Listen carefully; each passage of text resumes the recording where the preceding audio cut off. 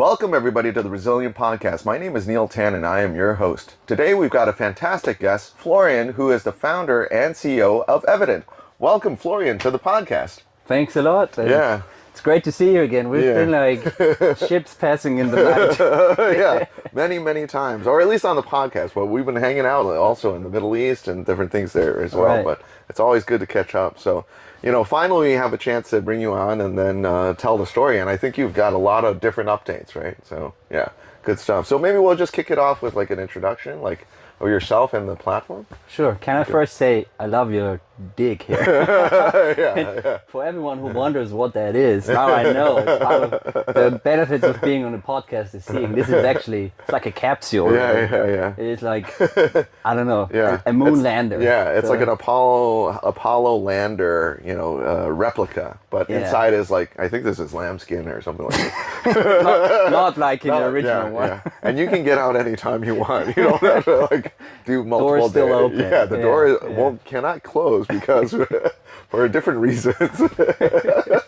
But anyways, Good to be here. Yeah, cool stuff. So maybe a quick intro of yourself and a little bit about Evident and things like that. Yeah. Well, I'm Florian, as you said.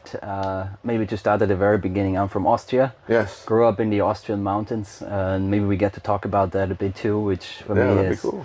My entrepreneurial drive is a lot rooted in that. Right. Today I run Evident. Evident is an investment platform for alternative assets, and we focus on impactful alternative assets. Okay. So the idea is to bring these impactful private market assets to more private wealth investors. Right. And what stops those assets from flowing and capital from flowing today is really the inefficient processes in the middle. Right. So we digitalize these assets on blockchain, Sure. also called tokenization, Right. and then place these assets on behalf of the issuers with private wealth investors. Right.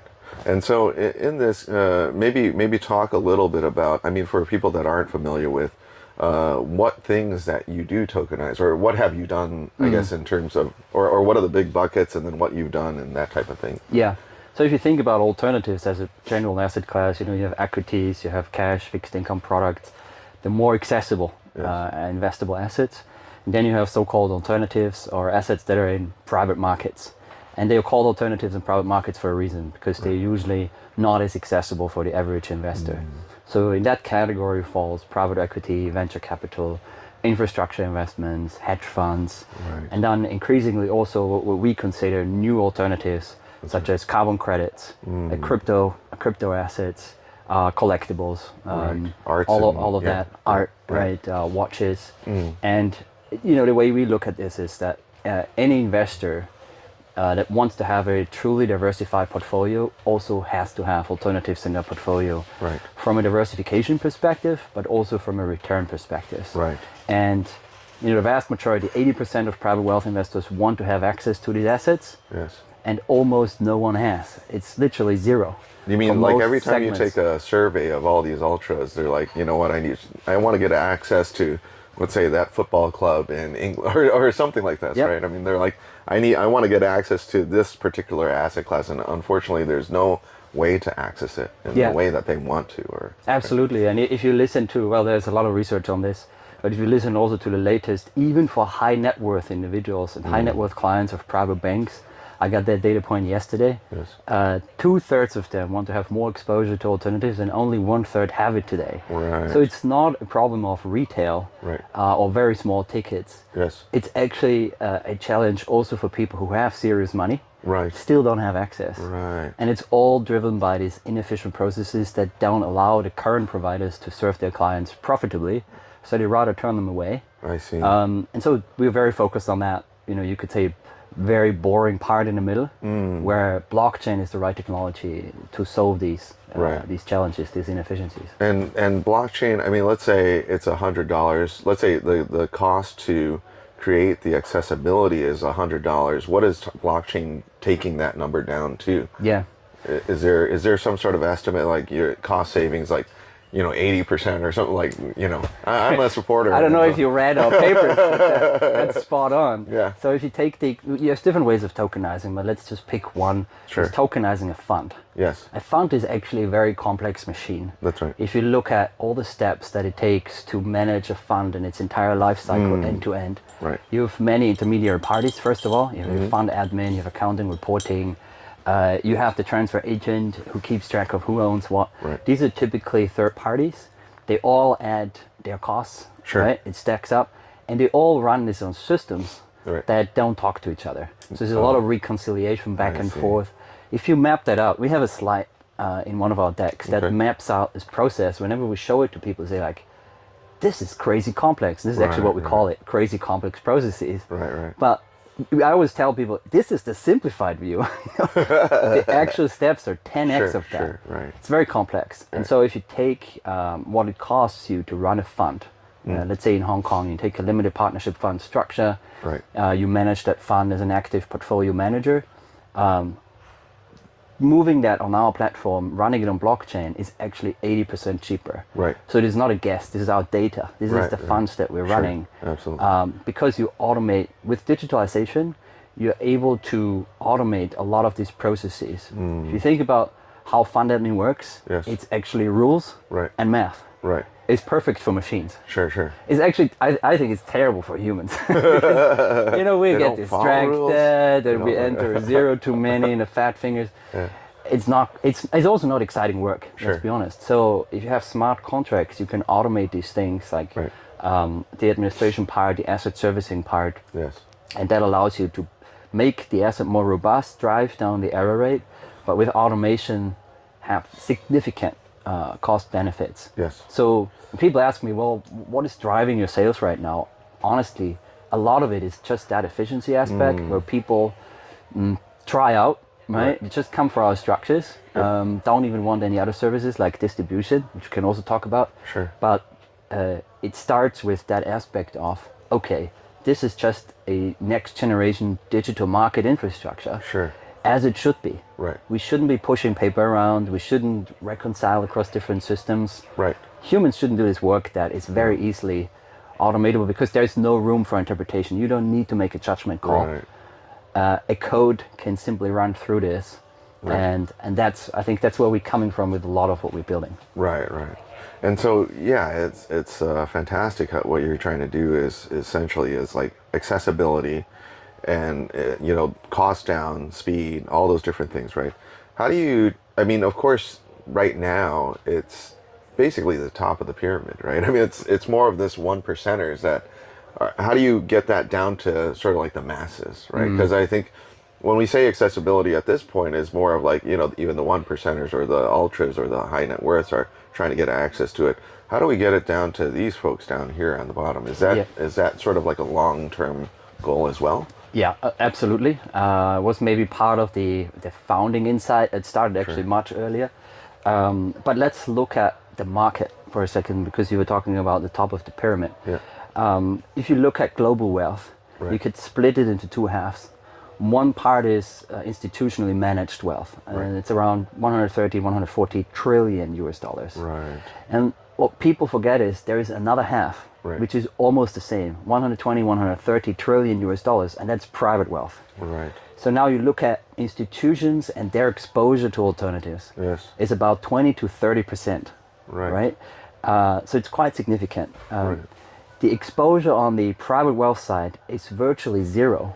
If you look at the data, with one exception, the ultra high net worth individuals, where you could argue, okay, they are anyways almost institutional investors because those are family offices and well organized investors.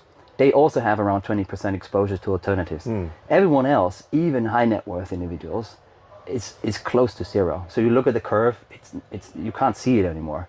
So and then you go down to affluent and retail, it is actually zero, right? It literally is zero. So those, and then if you do the math, just take the middle segment. Take high net worth individuals, lift them to 20% from where they are today. Yes. That's a $12 trillion additional investable market. Wow. As I said earlier, 80% of them want to have this exposure. Right. So you can do the math of, there's trillions of dollars that want to get into these assets, don't have access today. Right. It's actually a very attractive market opportunity. The JP Morgan estimates it's about $400 billion revenue opportunity. Wow. For businesses that just for JP Morgan or for no, anyone that does globally it. speaking, right? Okay. So just bringing these assets and make them more accessible. Sure. So that's the market view. Yeah. But then there's also, like you alluded to, there's also a perspective of, investors who only can write smaller tickets should have access to that asset class. There's two things. One we already discussed, which is the efficiency part. Sure. I need to be able to service these investors profitably. Otherwise, right. I will never service them, obviously. Right. The second one is regulation. Okay. Right, so you have questions around suitability of alternative assets.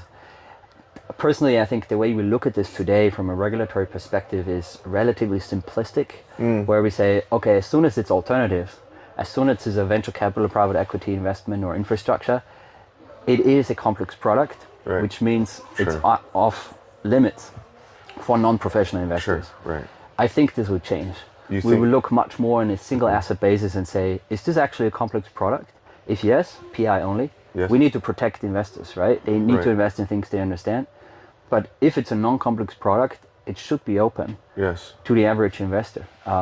Because again, you look at the return curves, they would otherwise lose out on a lot of attractive return on good diversification. Right. So these cycles take time, to your point, because regulatory change is always much slower. Super slow, right? Industry or even technology change, the velocity is pretty high in our space. Right. But I think understandably regulators are behind because they need to first understand all these things. Right. Think about how to adapt the rules. Right. And these are long change cycles. That's right. And when I started with Evident, it was clear to me, we have to be in this for the long run and be very strategic about this. Sure. And so when you talk about like complex products, like what's the definition of complex products today? What's the Howey test for complex products today? Like, is there a definitional, basically any sort of guidance in terms of what it is, or is there a way that we can change this definition, or or should we change the definition? I don't know, right? So generally in jurisdictions, definition no, but guidance yes. Yes. But guidance means there is no hard criteria. Also because these assets are quite diverse. Sure. It's relatively hard to say, it ticks these boxes, it's non-complex. Right. It's more about how we interpret that guidance, right? Okay. And more about, I think also using modern tools, how we can provide better suitable products to investors. I'll give you an example. It used to be very paper-based. For me to understand your risk ability, the risk you can take, the risk you want to take as an individual investor. Right. And then of course, if that's on paper somewhere stored away, it's very difficult for you to update that because maybe you learn about investing and then you can take more risk, you want to take more risk.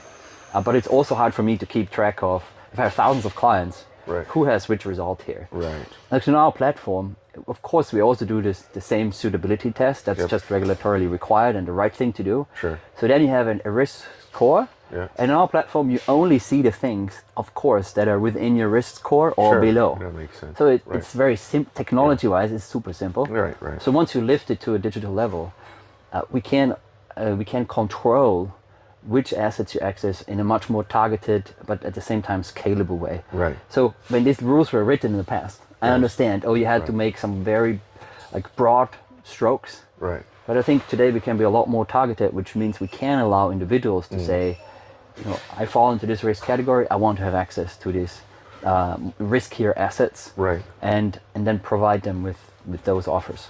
Do you see a day when basically this is almost like real time where the person's sort of risk profile changes over time?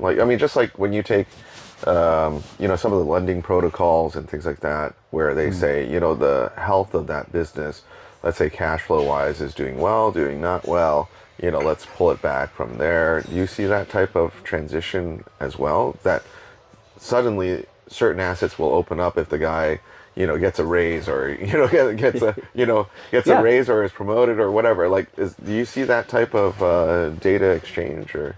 Absolutely. Data will change all of this. And this is also why an integrated data layer across everything, Yes. which in our case is blockchain, is so important. Right. Because then you can process that in one layer, Yes. and you can still do this efficiently. Right. I think your example is a very good example. Yeah. You may start making more money, your wealth might go up. Yes. As you update that, or maybe there's even a feed, there's some kind of oracle where I get Right. that data confirmed by someone, Yes. by your bank, Yeah. and you allow your bank to share that. Yes. Then I know, okay, your wealth went up, automatically your score improves in a Right. way. Right. Because you're able now to take more risk, if Right. you want to. Yeah. Same with the asset. Right. You know, if you think about the life of an asset, take venture investing, right? Yes.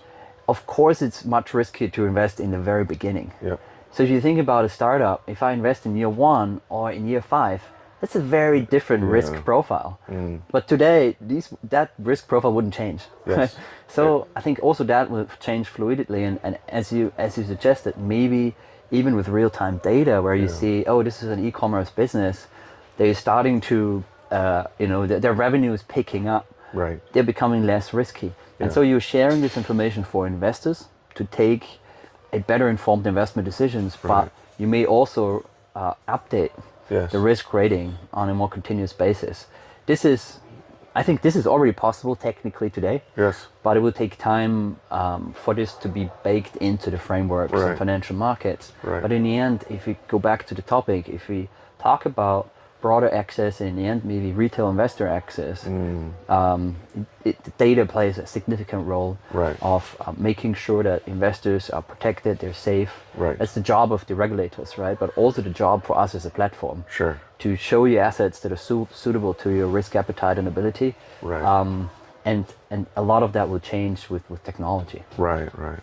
Yeah. I mean, I think that back in the day, it's just basically, okay, here's a one pager with a fund and everything like that, and it's static, right? And you're like, okay, well, what happens from there? It's like, it is whatever it is, right? But nowadays it should be able to, with all this technology, all the blockchain, all the AI stuff, I mean, we should be able to do a lot of this stuff, but whether it's in a cost-effective manner, then I get that, or if it's like very interoperable with all the different systems that are inside or in the infrastructure and things like that, that might be another challenge as well. But so very cool. So maybe you can talk a little bit about some of the different use cases that you've done, or successful cases that you've done. I mean, I think there's a number of them that are super interesting, I think, right? So. Yeah, I mean, I love my job. Yeah.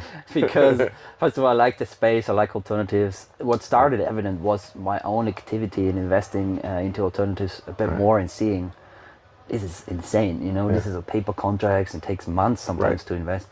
And we have technology to change it. So I'm very interested in the space for a while. Right. And I love my work also because we go across the board in terms of alternative assets and different types of assets. Yes. And with every asset, Yep. you interact with the founders, the owners, you learn about the space. Yep.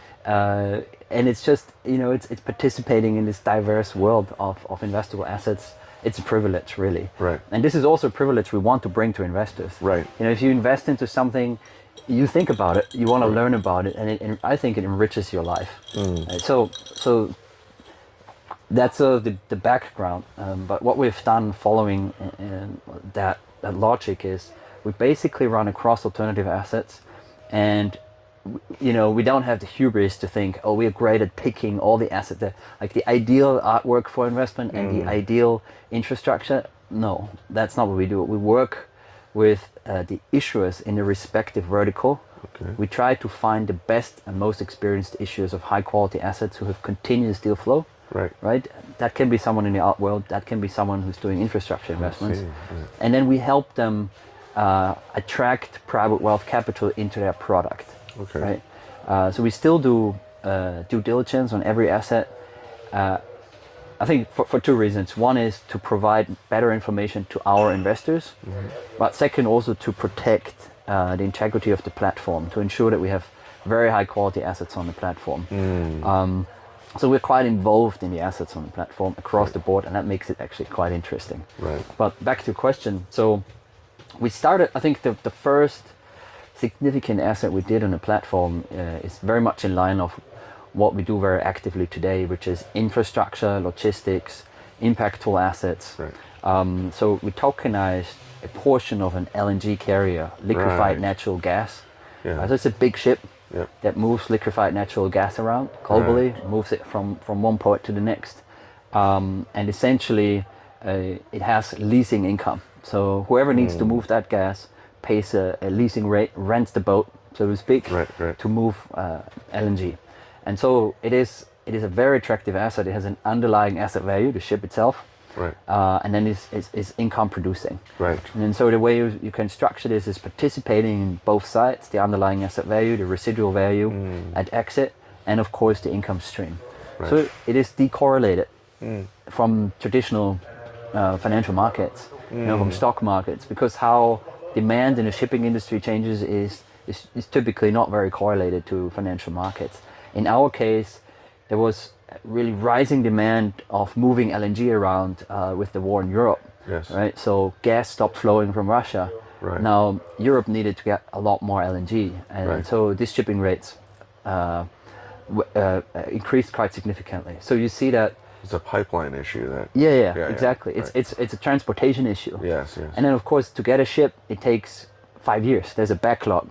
If you order today, you have to wait 5 years to get a new ship. Right. So the underlying asset value as well as the rates went up. Wow, it's just to illustrate these asset classes are different from traditional asset classes and a nice diversification factor. Right. So we tokenized the owner operator of this ship, which means you get all the same rights. Okay.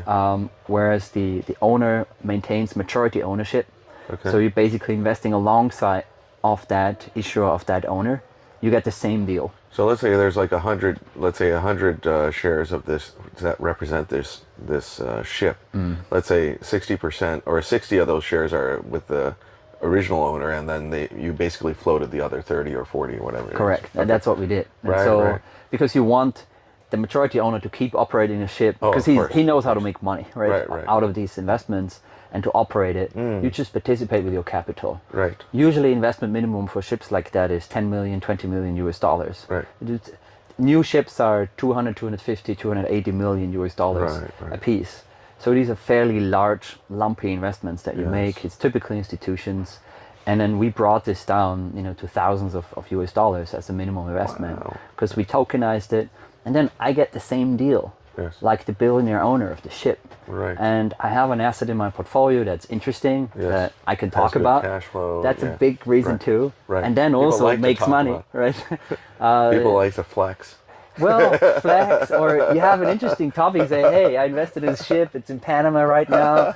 Because of course you could show where it is, right? You have the transponders, you can show where it is on the world map. Right. It's an interesting way of investing. Yes. Think about a fund. Yeah, it's fine. You do majority of your money, put it in funds, well diversified, but it's kind of boring. It's a black box. Yes. It's kind of what you do.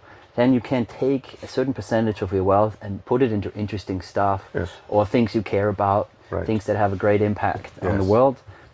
That's what we want to provide. Right. And this is how you could say high net worth people, rich people already invest. Right? That's how they invest. Right. But everyone should have that opportunity. Yes.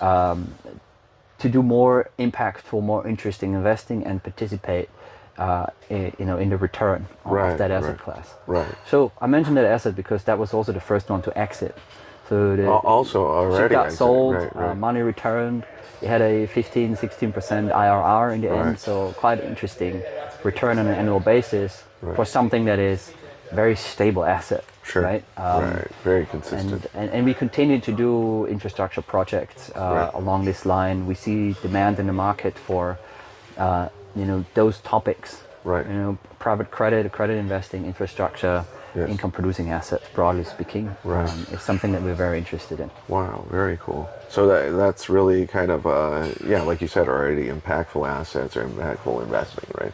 That's kind of like, how do you get the investors? Do they come to you, or do you look for them to kind of come in on those types of deals, or like how do you create the conditions for these investors, or the liquidity we were talking about earlier?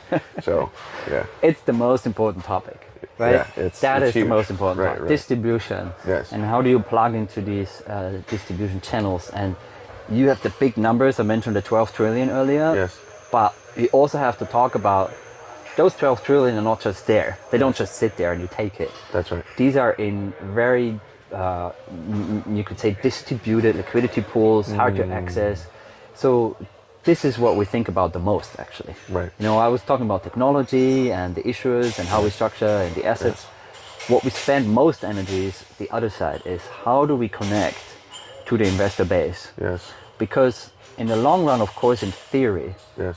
Once you have enough people on the platform, it becomes easier and easier, because you get pinged on your phone, Yes. you see there's a new asset, Yep. and then you can just, you can pass on 9 out of 10, and you like 1 out of the 10. If you have enough scale of distribution, that still works very well for us, because we place assets very quickly. Right. We're not there yet.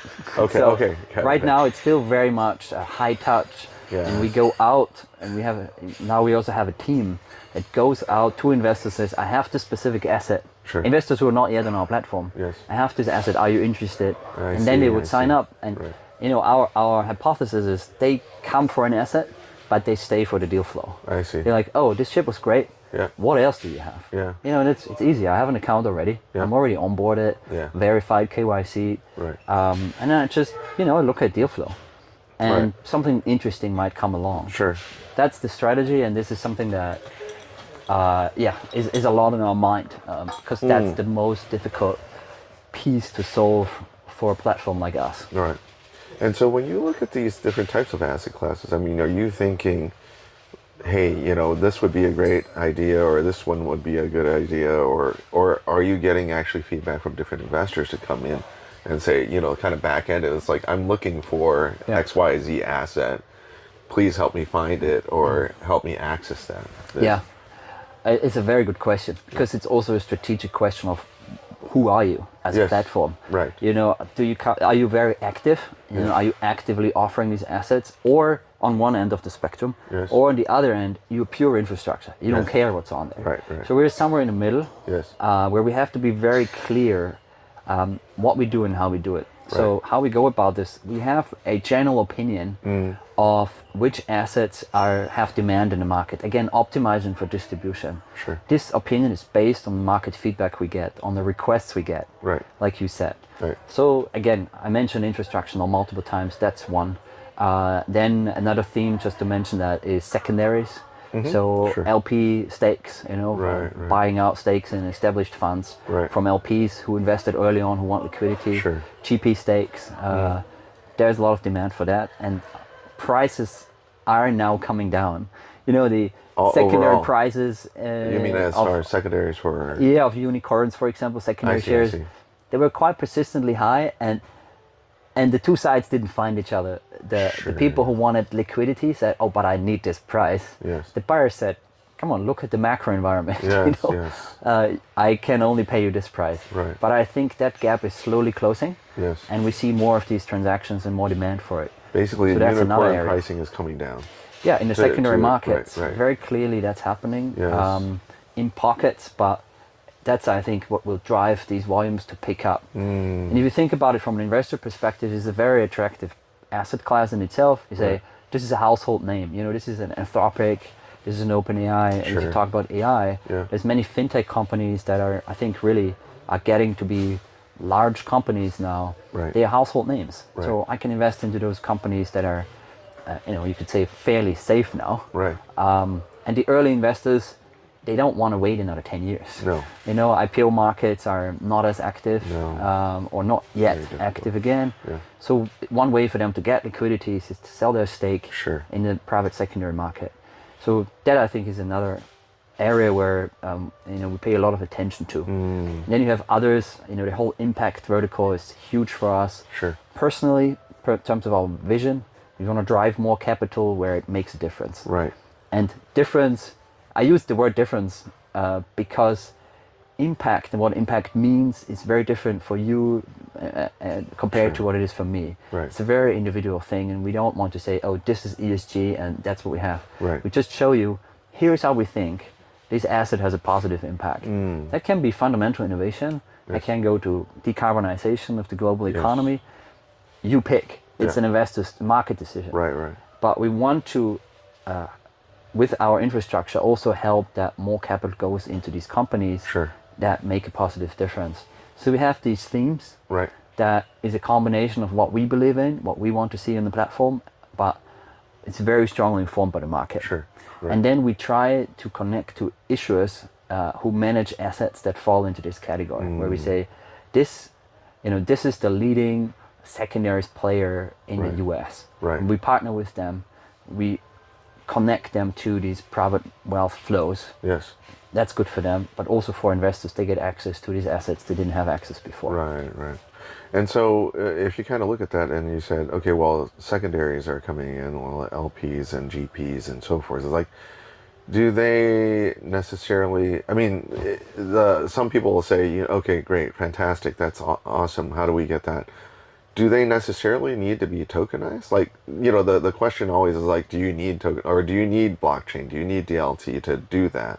Or do you think that it could be just regular TradFi type placement? Or I don't know. I mean, what do you say to those kind of folks, naysayers, if you will? Yeah, the answer is no. The answer is you're right. Yeah. Right? No, you don't need blockchain for that. You don't need to tokenize. Yeah. And there is, in fact, very successful platforms that have done this for a long time. Right.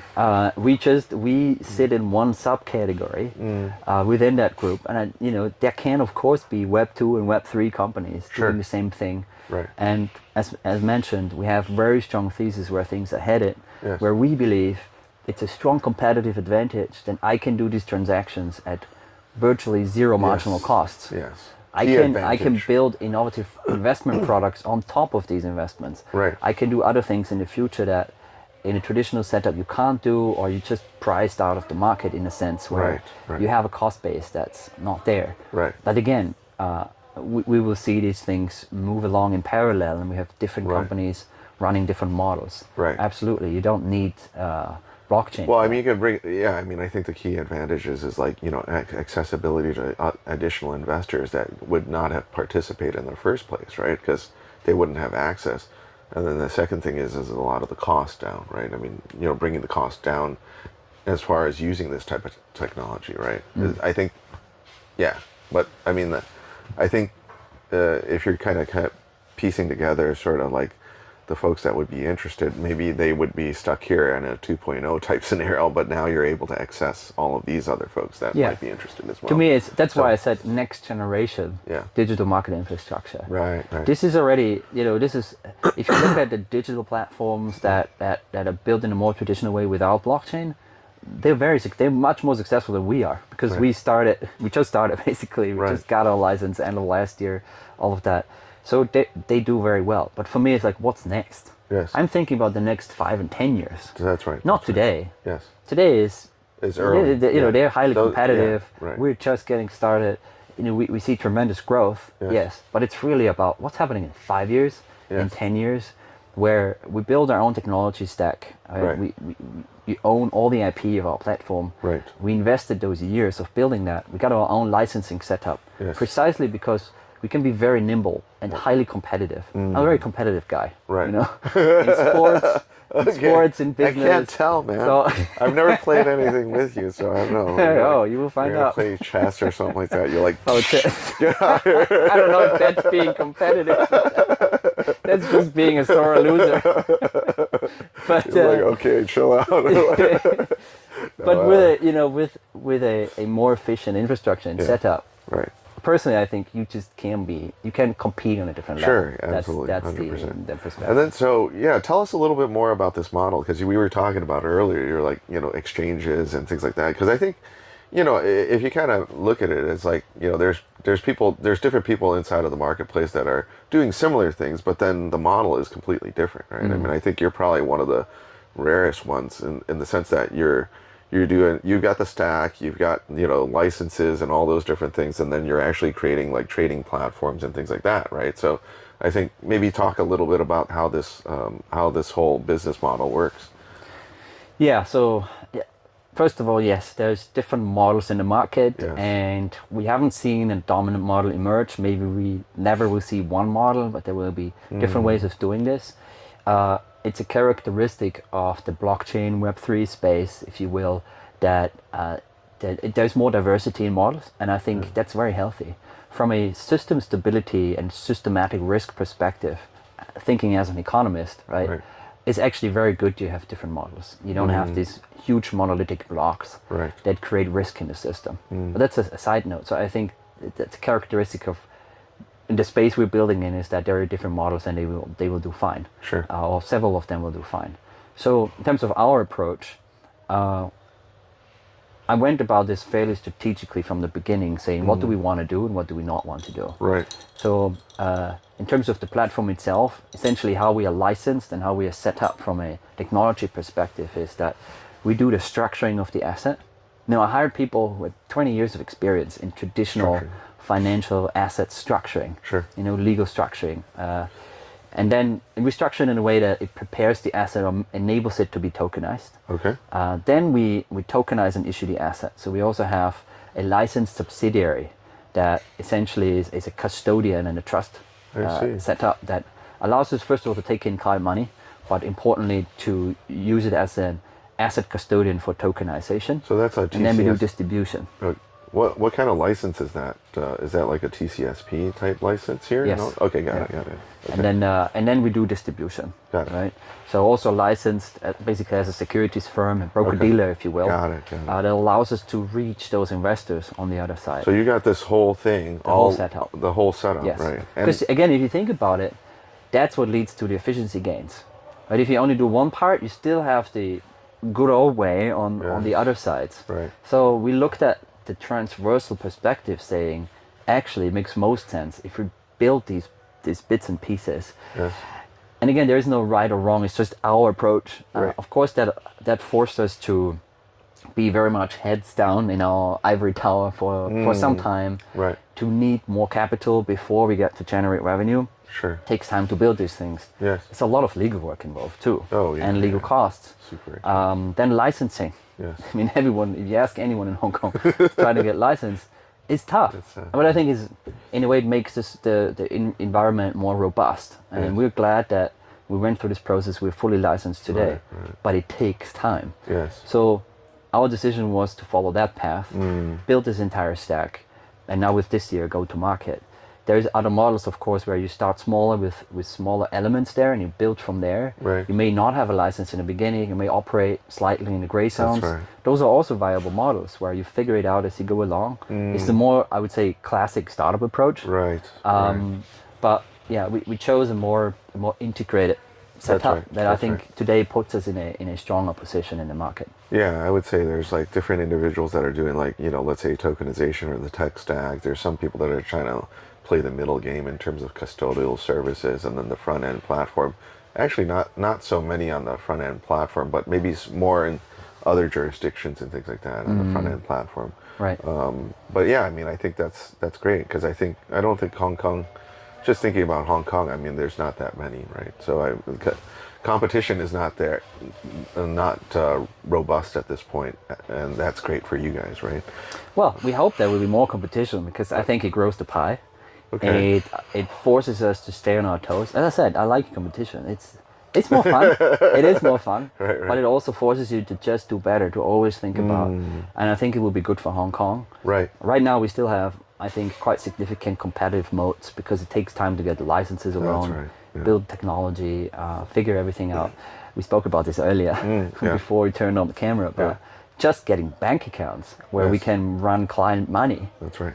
That's been an uphill battle, right? And we needed a lot of support from different parties to actually get that setup in place. All these things take time. Right. So I would say we have that advantage. I'm biased, but I would say we're the only one in Hong Kong who very actively have this stack and very actively issue assets on an ongoing basis. Not all of which we communicate all the time, but trust me, these things are real. Like we say no to a lot more assets and issuers because we are at capacity. Right. And this, I think we're now at an inflection point where more and more institutions think about this. A big part of this was BlackRock, starting to tokenize their funds, communicating. I mean, it's Larry Fink on CNBC saying, Bitcoin ETF is just step one. Really, we believe in tokenization. That drives interest of institutions to at least the curiosity to say, let me try, do this small fund. Sure. And right now, I think we're one of the few players in town who can do this cost effectively with a out of the box setup that works, Right. and where we have the proven assets, exited assets, things like that, where you say, you know, this is not an experiment anymore. That's right. This is done properly with professionals Right. who worked in TradFi for a long time. That's, I think, where the industry is now, and so I think we're now more entering into a phase where we see more of these projects, more players coming. Again, we welcome them because that's what will drive the industry forward. Right. Cool. Yeah, I mean, maybe switching gears and talking a little bit about your entrepreneurial journey. I mean, we met back in the day on your first, maybe not the first startup. But tell us a little bit about your entrepreneur. I mean, like, yeah, exactly. You worked in TradFi for years, right? I mean, tell us a little bit about that and how you made that transition into entrepreneurship. Yeah, sure. I mean, I started out in strategy consulting out of university. Right. At the Boston Consulting Group. Okay. Oh, so we're both alums. So yeah, we share that too. Yeah. Right? And that's always a connection that's there. Right? That's one of the nice things of working for these strategy consulting firms. That alumni network is there. Yeah, it's huge. And so that for me was the first real interaction practically out of university with financial markets, financial firms. So I focused on the financial side relatively early on, financial clients.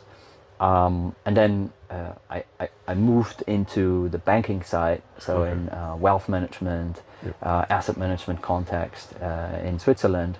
And this for me was also the first interaction with FinTech, because throughout my time at Credit Suisse, I went into a group that was called Digital Private Banking. And that was all about, I would say it's early corporate FinTech, where it was all about how do we change the interaction with clients. And the short takeaway from that for me was, okay, this FinTech thing is going to change everything. Because I saw it with clients. We did clients interviews and I saw, okay, there is such a need for this. Right. And the way that traditional banks work is just so far away from this. Right. And, you know, we have legacy systems, especially a bank like Credit Suisse, very anorganically grown with lots of acquisitions. And then every acquisition comes with its own system. And you're like, oh, in the integration, you're like, we don't really have time to do this. Let's duct tape this stuff somehow together. And then the systems kind of work together, but you can't build an amazing app on top of such a legacy system.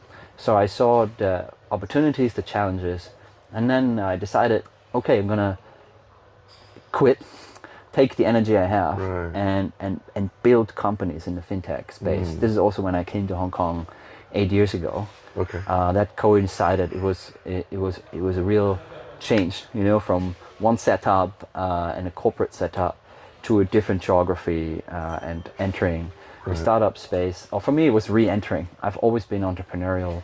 Started my first company actually during my PhD studies when I was still at university. What was that? What were you? That was it. He's like, I don't know. That was. Or you don't have to tell me. No, of course. I'm happy to share that. I'm laughing because, you know, you look back and you realize, oh, there were so many stupid mistakes. You know, when you start. Hopefully you learn from it. You can apply that today. And that was a very early version of online furniture distribution. Okay. And that was at the time where people thought, this is insane. It's like, you will not sell a single piece of furniture because people want to smell the leather. They want to touch the thing. Right. You will not sell this stuff online. It will not work. Yeah. All right. Back then it was completely new. Yeah. And I think the hypotheses were correct, as we see today. I mean, a lot of people buy furniture online today. But the execution was terrible. And so that business failed. You know, hard lessons. Of course. Things that are today are obvious, but things like logistics and how that can really destroy you. Just the logistic cost of returns and warehousing. And again, you know, you're young, you're full of energy, you have kind of this hubris saying, oh, I can figure this out. You know, I can learn about this. Yes, it comes back to bite you very quickly. But it was a very interesting experience. And I would say my first real, my own entrepreneurial experience. I did several other things. And it's mostly about those lessons that you take away. Right. So FinTech then was, you know, was like in Hong Kong. You basically doubled down on FinTech from there on, right? So, yeah, I mean, I guess the first FinTech startup was also in this blockchain space as well, Yes. right? Yeah. And so you kind of got bit by the bug on that, and you just continued with that whole Web3. That's right. Well, bit by the bug, and also just of course, if you build in the space, that's the best way of learning about something, right? You were forced to learn about it, Right. so understand how blockchain works, and then it's easier for you to also derive what are the actual use cases that I can apply to the industry I know best. You know, take wealth management, asset management. So that was a very important part that I think prepared a lot of the thinking that we also flows into what we do today at Evident. Right. Yeah. And so, what are you've been through a bunch of different startups. I mean, what's sort of like advice to different entrepreneurs, or what would you give as like a mentor to these different entrepreneurs? What are the key learnings that you see? Yeah, I think the first thing I always say is you have to be prepared to be in this for the long run. Because people see all these success stories. Some of them are actually very fast success stories, but for every single of these success stories, there is 10,000 startups floating face down in a pool. You have to see that reality, that it's going to be very hard, take a lot longer than you think. Yes. And you will want to give up many times in the process. I mean, you notice yourself. It's really hard. Yes. But then I always contrast that with, what do you get? Yep. The number one thing that you get is freedom. You're literally your own boss. Yes. You get to decide every day what you want to do and take the right decision from your perspective. Yes. And that to me is the most valuable thing Right. that I got out of entrepreneurship. Yes. I also get to choose the people I work with. Right. That's freedom too, Right. right? That's huge. Right. So it's a balance. You have to know what's important to you, and go into it with clear eyes, open eyes, right? Right. The second thing is I think really there's a misconception that you have to be passionate about the thing you do. I think that can grow over time, but the minimum requirement is it has to be something that's deeply interesting to you. Yes. Because you will have to learn about this space, not forcing yourself, I should learn. No, you should automatically be driven about, let me find out more about this. This is interesting. Right. That's, if you don't have that feeling, don't do it. Yes. Because you will fail. Right. You will not have the energy to work through all the challenges if you don't have that minimum level or minimum requirement of finding a space really interesting. Yes. Right. But that, I think, already would mean for a lot of people, it's not time yet. It's not the project yet, right? I don't take that step yet, maybe. Right. So that's the other. And then the third thing that's a very personal experience is learning that a company is like a sports team. The way you manage it, the way you interact with your employees or your colleagues, it's not a family. It's not a family. No. It's a team. It's a team. Right. It's a team of professional players. And if the players are not good enough, you can't keep them. Right. It's just the way They it is. can't be your friends. Right. I mean, you can have friendships at work, of course. Right. But if you're the founder, Yeah. it's a sports team. You can't say, maybe we don't win the Champions League this year because I don't want that person to leave the team. Yes. That's not how you would manage a team, obviously Right, not. right. So it's the same for a company. That's a brutal truth I had to learn. Yes. You have your family, right? Yes. Keep that as a family. Sure. Your company is a sports team, Right. where it's a lot of fun, right? I Right. mean, it's amazing to play together, to learn, to improve, to win. Right. That's a huge part of life, Right. but it doesn't go beyond that. Right, And that allows you to take tough decisions. Yes. That allows you to think about it much more strategically. Right. And that also brings the right expectation to the members of the team. Yes. This is a team that's winning, Yes. but outside of that, that's not interesting to us, Yes. right? It's the same for me. It's like politics. This Yes. company is not about politics. Yes. You can discuss it with your family, your friends. Right. We are about whatever the Building, company is doing, yeah, right? Building and winning. Yes. If politics has some influence on that strategically, okay, Yes. let's discuss it. Right. So to me, that has been hugely important, specifically for building Evident, Right. and for being very focused Right. on execution. Yeah, that's huge. I think a lot of people, they maybe kind of position it as a family, right? And that's kind of like probably against, in some ways, dependent upon the performance of those individuals, against the actual values of the business, right? So it just makes it harder, right? Yeah. I mean, I would love it to be a family, you know, it's like your Yeah. extended family, but Sure. my learning is it doesn't work. In the long run, it doesn't work. If Yeah. you want to be really competitive, Yes. and in the end you have to be just to survive, Right. it's brutal. Yeah. But as I said, that's point one. Yeah. It's that realization. You know, it's just gonna be But hard. what- Part of that is okay. Right. It's more like a team than a family. Right, right. You had to make certain hard decisions, I guess, as Yeah. far as like, you know, the size of the team, the people on the team, the composition of the team. Yeah. How about the business itself, like pulling it all the way back to like 30,000 foot level? Have you always had this type of setup, or did you have to pivot quite a bit to get into this sort of alternative space and tokenization space, and you know? Another big learning. Okay. So we can run through these, you know, again, stupid mistakes from the past. Okay. Evidence started with 6 months of research. 6 months. 6 months of research. Okay. There was not a single line of code written, nothing. Wow. We were just sitting there with, you know, the drawings on paper, where, you know, just try to understand, you know, what does a family office want and need? What are the actual pain points? What are things that I just assume that they like because I like it, and they're like, that doesn't matter to me at all. Right? And there's so many things that you just assume that are not reflected in the market, and that's a recipe for disaster. Right. Don't build for a market of one, where you're in love with your product, but you're the only one. Right, right. That's Nobody not a else likes business. it, right. So 6 months of research of just understanding the market they actually need, Yeah. where I said at the end, okay, this is at least roughly, these are the contours of what this business will look like, Sure. where we see that's the direction. And so that's the point to set your vision. Yep. And then another thing is that vision, that North Star is fixed. Yes. You can't change it. Okay. To me, it's actually, I'm so radical now. I say, if you have to change your North Star, scrap the business. Start The a new whole business. thing. Say, this is the new business with this North Star. Right, right. But within that direction, of course, you pivot around quite a bit. The way you deliver, the how, the details of it, that you have to be nimble in something that we internally call adaptive strategy. Okay. I have a strategy every day. That's the religion, right? That's what we do. Yep. But I reserve the right to change my mind and change the strategy tomorrow. Yes. That's the new religion now. Yes. Right? So you have these changes along the way, but for yourself and for the team, you need to have absolute clarity of this is where we're headed. Yes. If you have to change it all the time, again, a mistake I made, Yes.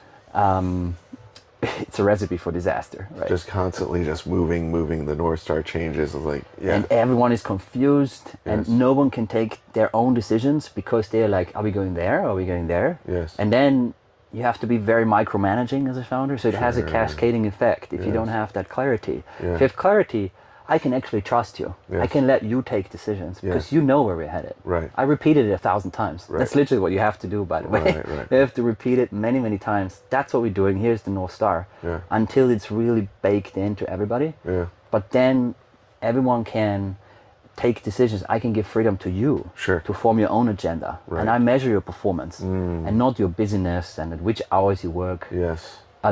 The fundamental requirement for that is clarity. Yes. So that I think matters a lot. And I had to first be clear myself Yes. before I can communicate it Of course. convincingly to everybody. Right. That How took did time. you come with that clarity? Is it a lot of research, self-reflection? Like, how did you come up with the clarity of the North Star? All of the above. Okay. A lot of reading. Okay. A lot of reading. I mean, I read a lot anyways as a person, but then in this specific context, you read all the reports you can find. Right. You go into all the Reddit groups, right? Because those are really at the edge, Right. the cutting edge. This is nerd space. Right. That's the good stuff, right? Right. Where people have crazy ideas. Because there's things that seem crazy today that would be very normal in 5 years. Some of them, right? Right. So then you get a feeling. Who's doing what? Who's thinking what? What do I think? What does that mean for me? Right. You have to be very active and I think dig very deep Yes. and then do your own primary research. So this was all secondary research. Right. Primary research is talking to people Yes. and then developing your own, you would say, internal reports, Yes. write-ups that help you structure your thinking, Yes. and that allows you to share it in the team and say, Right. here's what we learned from these 20 interviews with these family offices. This is what it means for us. Right. And then people can say, why actually? They can critique. So you have this internal process of developing your own view Yes. based on primary research, Right. which allows you to be ahead. of everybody else who's also just reading the secondary research. Right. So both things you need to do, and you need to put in the energy needed. Yes. And it's also not an easy thing because you want to just get started building. No. You know, you want to have an app and show it to people. Yeah. It's like people are coding. Right. Be patient. Yes. You know, understand the space first. Do your research. Right. Basically, get out there, talk to people, download the data, basically not recycle, but analyze it, and then come up with the with the product and the proposition. And that also allows you to see. And for me, in my head, always a picture I want to see is when someone I'm interviewing, I'm talking to, they sit up. Yes. And they get really interested. That tells me they have a problem they want to talk about. They're interested. They're like, yeah, okay. That's not enough. Right? So it gives you also market data points around, oh, there's something there. And they can go deeper there. Yes. So these conversations are tremendously helpful just from a view of what is interesting to those parties. Yeah. What really kind of picks up their ears and stuff. Right. Yeah. Very cool. So cool. You know, talking about the future, you know, we were thinking, I don't know, what time is it? We just go on after this. We just continue going on. Well, like, you know, we'll order food in, you know, call Deliveroo or something. No, so talking about the future, tell us what you see, I mean, inside of this whole Web3 space. I mean, you know, STOs and RWAs and alternatives, like, where do we see this market going? And, you know, how's Hong Kong's role in it, you know, and its development, right? Yeah. So to say where we're going, it's useful to say where are we right now. Sure. So if you look at the big cycles, I always use a model that's called technological revolutions and financial markets. Okay, say that fast 10 times. I had to think about it for a split second. But if you want to look it up, which is easier, or you could put it in your show notes, it's an economist called Carlota Perez. Okay. And she wrote this book in 2001. She looked at the 5 big innovation cycles in the past, starting, I think, from the steam engine all the way to the internet. Okay. And she analyzed it, and she saw patterns, and then she packaged these patterns into a model. Okay. To say you can take this model and apply it to the next technological revolution and pinpoint where we are. You say like, okay, what do I see in the market? Oh, we're here. Right. I think it's very useful to understand where we are in the cycle. Right. So, long story short, I think where we are in the broader Web3 and blockchain spaces is a phase that in a model that essentially marks a point that's called turning point, where you had a lot of speculation in the beginning. After the invention, you have a lot of speculation. Sure. This is very important because you need speculative capital to drive crazy innovation. I see. Where you know 99% of the stuff is garbage. From a financial markets perspective, you know this, I know this. A lot of it was like, you know, that's like a joke. It's total garbage. Right. But you have to go beyond it and see there's actual innovative value behind this. What I, with my biased view and sort of my experience in financial markets, view as this is useless. Right. I have to step beyond that and see where's actually the potential value. So if you think survive, because it's very normal that there is a market crash, right? Yes. There is an asset depreciation where a lot of these companies die, a lot of money is lost towards the end of the cycle. You know, the scammers come in and it's very typical. It's so interesting that it's in every phase with the internet too. You know, people went to jail for securities fraud in 2000, 2001 too. Right. So that's a very normal phase. You have this crash. Right. And then it's actually a period where the prevailing view is, this was nonsense. This was just a stupid idea. A lot of scammers. This will never survive. Right. You know, and we've seen this phase for the last, let's say, few years. Yes. Maybe 1 or 2 years. Also called the crypto winter. Yes. Asset prices really depressed. A lot of companies dying, projects dying. Same with the internet. Again, just think about the internet, right? 2000, 2001. But then, you know, 2, 3, 4 years later, you see these companies forming that take this, either made it through this phase. Very few of them were, you know, make it through. But they make it through this phase of setback, or new companies starting taking some of these ideas, and they are actually forced to build something that has a chance of surviving in the market. And so then these companies start popping up, and then you're entering the next phase where you see real market adoption. where you have actual solutions for problems. Got it. So I think we're coming out of this last phase of depression and crypto winter. Okay. And we see, again, part of this, bless you, Yeah, sorry. part of this turning point that we're in now is institutional adoption. Okay. Institutional adoption is two things. Big institutions, ironically, taking the ideas of all those startups, some of which died, Right. and apply it to their existing business. That's classic BlackRock. I look at this, say, it's such a classic indicator that is an institutional recomposition happening. They take those ideas, they apply it to their business, they make the money. Right. The biggest inflow into ETFs for BlackRock, or it's definitely up there, is the Bitcoin ETF. Right. It's a wonderful business for them. They took it from the crypto industry, if you will. Yes. Then the second indication is regulators really catching up. Right. They learned through the crazy period. They were helpless because moving so fast, so much speculation, you can't deal with it. We saw that, right? Yes. Very tricky for regulators. Now you see the frameworks emerging. You look at Hong Kong, the SFC. You look at VARA in Dubai. Sure. I think really robust frameworks emerging. Anyways, that's the phase that we're in. So the takeaway, whenever I talk to students and others, is you're not late. Yeah. You just missed this crazy period, which is very instructive, but actually a lot of the long-term businesses that get built are actually going to be built over the next 2 years. Right. That's the theory. Right. So that's where we are. Now, if you go back to your question of where things are headed, I think you can easily derive from that we will see increasing adoption. Again, we see this very real in the market in terms of the issuer demand to digitalize their structures, in terms of the demand to connect to private wealth clients. That's our context. Right. I have a very strong conviction that this will continue to grow just from the little market data we see in our company. Right. And then we see partners and competitors in other markets observing similar dynamics. Right. And at the same time, look at Hong Kong, right? It's a political priority that we establish these businesses, that we build modern infrastructure. It's a very different environment from just a few years ago. And I think that will push markets forward. There was the Bloomberg Wealth event yesterday, which was very good. But it's also quite striking that digital assets, alternatives, tokenization, basically at all of these more institutional events now, these are maybe not leading topics, but they're certainly very high up on the agenda. Okay. That's a sign that I think we'll see increasing dynamic in this space. Right. What were the other topics in there? It's just more like distribution and things like that. Well, it was where private wealth markets headed. Maybe connecting to your question in context of Hong Kong. Right. It was a lot of discussion around the position of Hong Kong as a private wealth hub. Sure.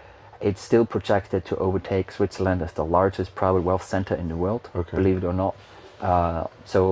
And then it was also the discussion about the very robust and healthy wealth markets in mainland China and the role of Hong Kong in this context. Yes. The second big topic was the increasing connection of Hong Kong with the GCC countries, Dubai, Abu Dhabi, Saudi Arabia, and others, where you have two very dynamic regions that increasingly work together. Sure. And then the next topic was, how do we connect them better? So everything around infrastructure, capital flows, CBDC, stable coins. So how do you move money around more efficiently? Right. But then also assets.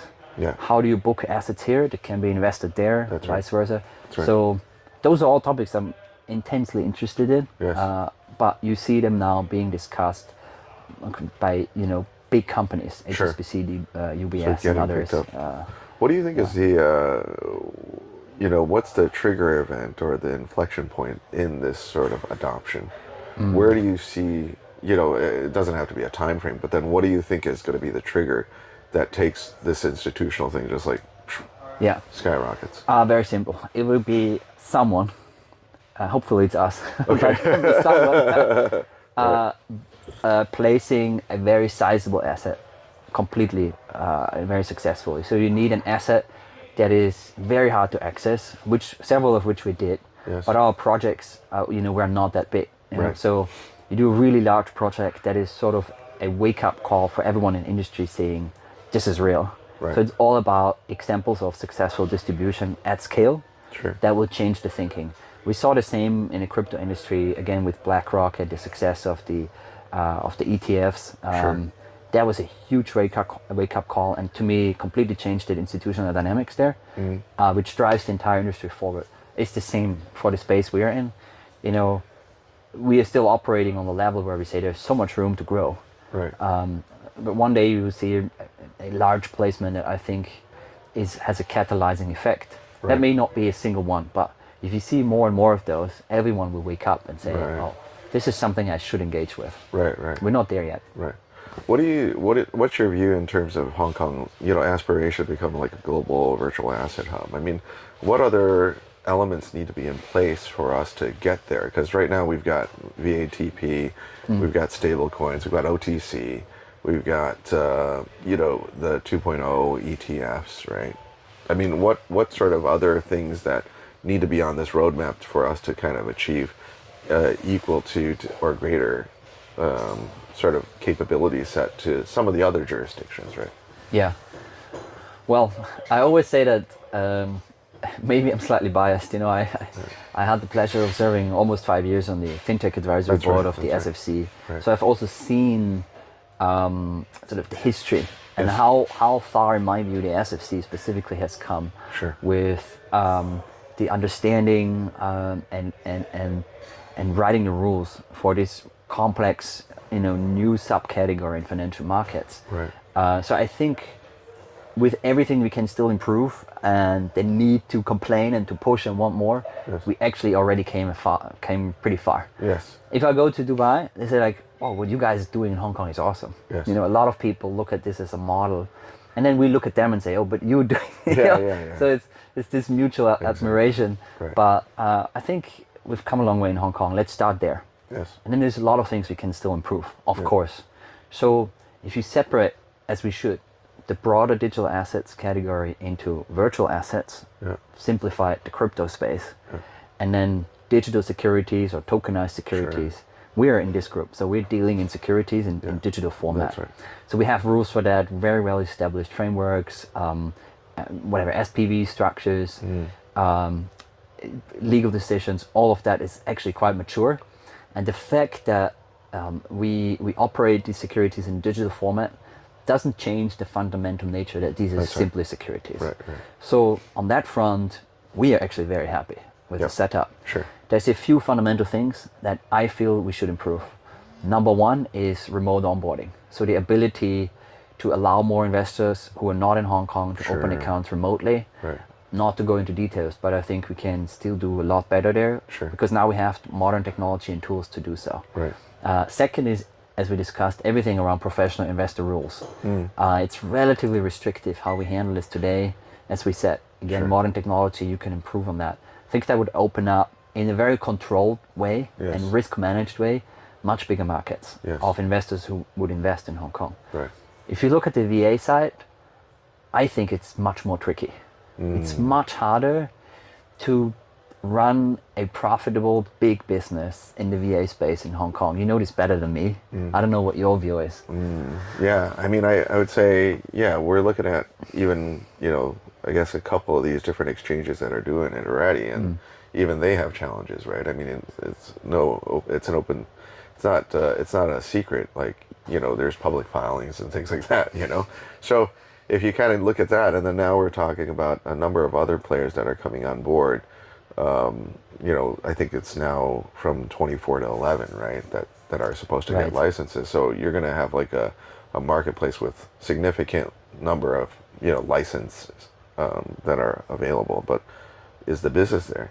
And I think to the extent that, to your point, your original point is like, how do we open up the markets to, remote onboarding, to, how do we define the PI space?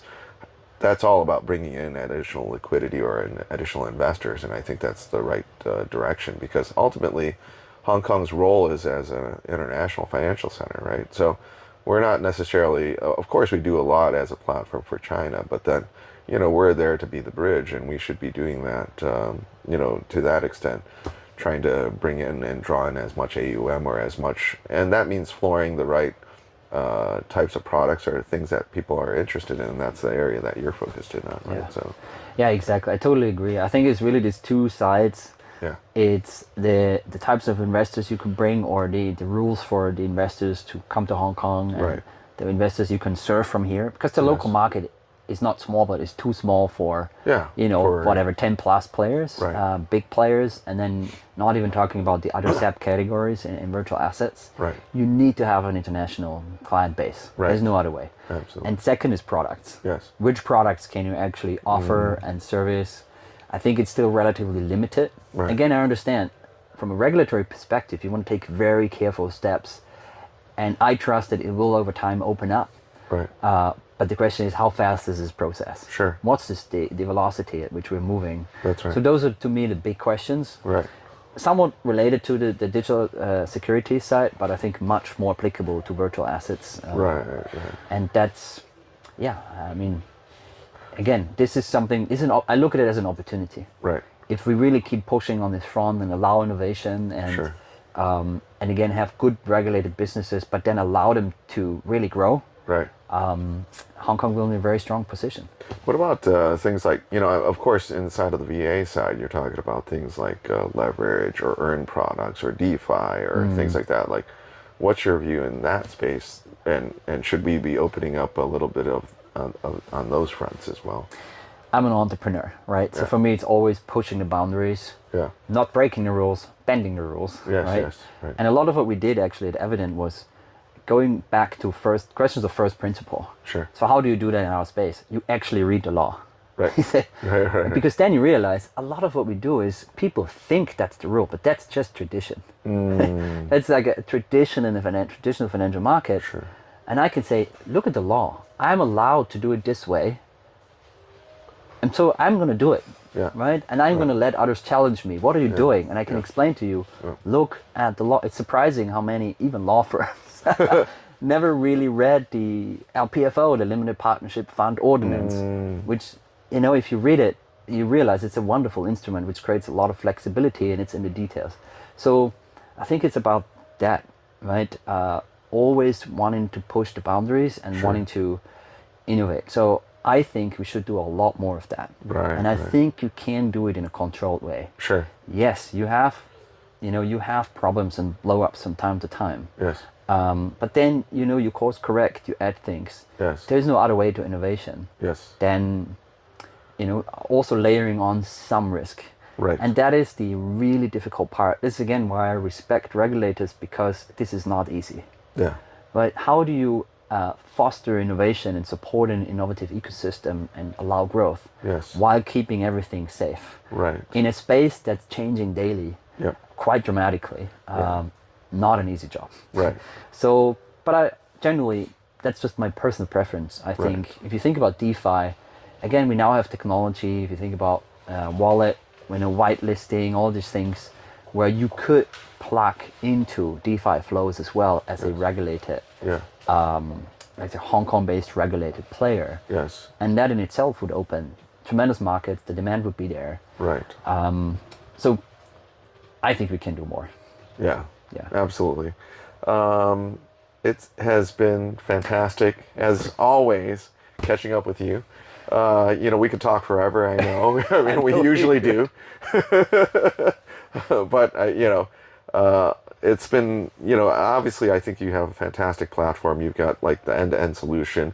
You're continuing in terms of like the licensing and placements, and, it's great success. I mean, I'm really happy about what you guys have been able to accomplish here, and really putting Hong Kong on the map on this space, right? Because I think there's few and far between in terms of, what we've been able to kind of put place flags in the ground and say, stake our claim, right? But you guys have done a fantastic job. So continue success. And of course, we'll catch up again very soon. Thank you so much, man. Thanks Appreciate it. Thanks.